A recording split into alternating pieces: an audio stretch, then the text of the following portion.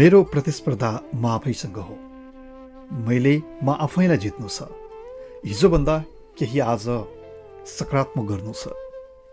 बितेका समयभन्दा आउने पल र बाँचिरहेको समयलाई थप सुन्दर बनाउनु छ।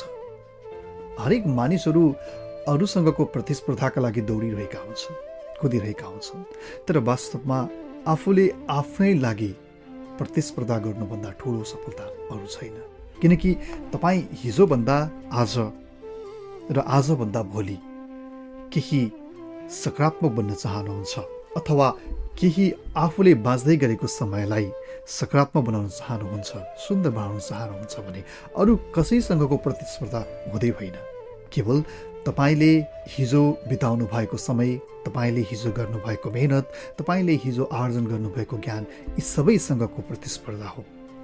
आफू आफैमा बितेको समयभन्दा बाँचिरहेको समय र आउने समय थप सकारात्मक, सुन्दर र सृजनशील बनाउनु नै सायद मान्छेको जीवनको सफलताको एउटा आधार हो जस्तो लाग्छ। किनकि अरूसँगको प्रतिस्पर्धा त त्यो कहिले अन्त्य हुँदै हुँदैन र अरूसँगको प्रतिस्पर्धाले तपाईँलाई कहिले सक्षम बनाउँदैन।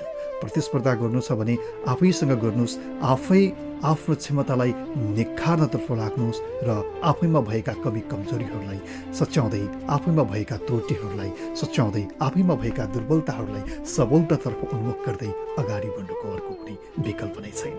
तपाईँको समय शुभ रहोस्।